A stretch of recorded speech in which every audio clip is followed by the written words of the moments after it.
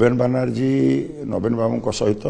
जोड़ी होकर जो प्रथम संस्करण बहीटी बाहर था आम तादे पढ़ीचे नवीन बाबू संपर्क में बहुत कथा पॉजिटिव कथा किपरि भाव में दीर्घ दिन धरी क्षमता रोचंती राजनीतिक विशेषज्ञ मैंने विश्लेषण करने दरकार किपरि लोक द्वारा आदृत होती तेणु रुबेन बानर्जी पूरा जोड़ी होकर नवीन बाबू सहित क्षमता आरंभ दिन ठार तेणु आज रुबेन बानर्जी जो जो कथा गुड़िक कहते निश्चिंत भाव में से कथा गुड़िकर प्रचंड प्रासंगिकता अच्छी एक सन्देह कर किसी कथा ना मु तो से बही पढ़ी ना जोटा को जो द्वितीय संस्करण किंतु ये संपर्क में जो कोटरी कथा कहते ये संपर्क में आम व्यक्तिगत भाव में उपलब्धि अच्छी व्यक्तिगत भाव में मुझे कथा बहु आगुरी कही सारी विभिन्न गणमाध्यम माध्यम कथा मुझे सारी जिते दल भितर कार्यक्रम भितर थी से किपरि भाव में पांड्यानकर चाल चलूला किपरि भाव में पांड्यान जहाँ चाहूले ताहा होउथला इतरे नवीन बाबू विशेष आग्रह प्रकाश करुनथिले ये कथा अनेक समय आम पाखे परिलिखित होती अनेक उदाहरण व्यक्तिगत भाव में मोर अच्छी मुझे तार अनेक समय तार प्रतिवाद प्रतिवादर उत्तर पाई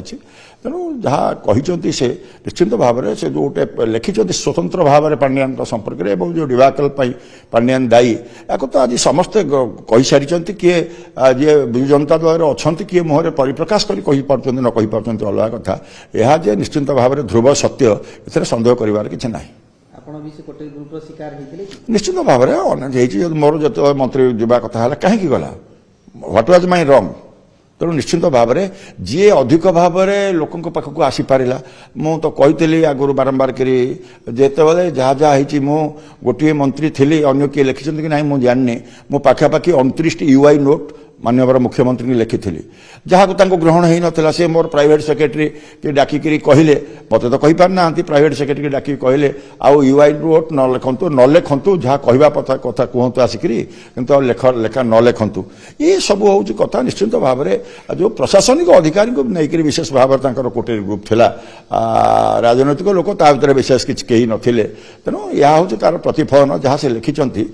कथार निश्चिंत भाव में से जेहेतु जोड़ी होकर नवीन बाबू सहित तेणुक पाखे अनेक तथ्य निश्चिंत भाव में अच्छी जहाँ लिखिं तार व्यक्तिगत भाव में से कथार बहुत लोग एकमत हे मुझे तो निश्चिंत भाव में सहमति प्रकाश करी किसी कथा निश्चिंत